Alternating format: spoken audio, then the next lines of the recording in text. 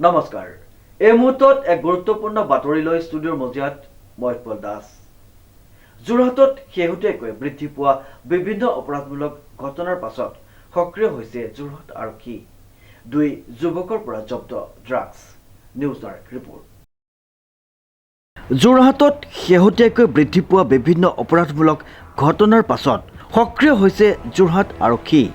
নগৰৰ বঙালপুখুৰীত স্কুটিত গৈ থকা দুজন যুৱকৰ পৰা কিছু ড্ৰাগছ জব্দ কৰে আৰক্ষীয়ে হয় আজি এটা বিশেষ খবৰ আমি পাইছিলোঁ যে এজন একিউজডৰ হাতত ড্ৰাগছৰ কিছু পৰিমাণ সাবষ্টেন্স আছে বুলি কিন্তু তাৰ পিছত আমি গম পাওঁ যে তেওঁক ধৰাৰ পিছত তেওঁক সাৰ্চ কৰোঁতে আমি একো নাপাওঁ কিন্তু তেওঁৰ লিডত তেওঁক যেতিয়া সোধা পোছা এক্সামিনেশ্যন কৰা যায় তেওঁৰ লিডত অন্য এজনক ধৰোঁ আৰু 5টাকৈ যিটো টবেকো বক্স থাকে তাত আমি পাওঁ উইথ বক্স আমাৰ কোৱান্টিটি আজি সাসপেক্টেড হেৰইন ধৰা হৈছে 35 গ্ৰামছ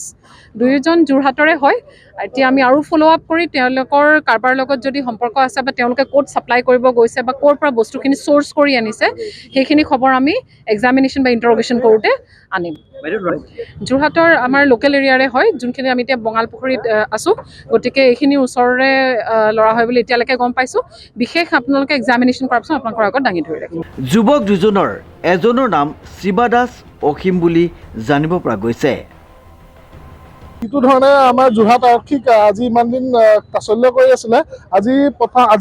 কেইদিনমান হৈ যাওঁতে যে যোৰহাট আৰক্ষীয়ে এজন এনেকুৱা কুখ্যাত এজন ড্ৰাগছ অপৰাধী ধৰিব পাৰিছে তাৰ কাৰণে আমি বহুতে ভাল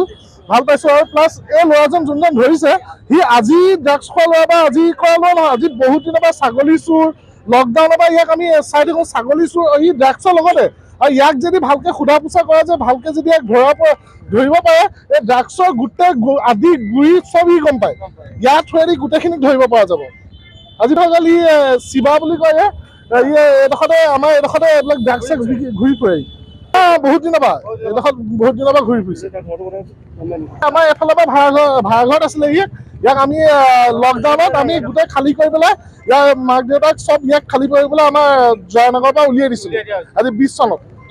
ড্ৰাগছৰ কাৰণে ইয়াৰ ঘৰতে ল'ৰাটোৱে ড্ৰাগছ খাই বেছি খাই মেলি ইয়াৰ বাথৰুমত মৰি গৈছিলে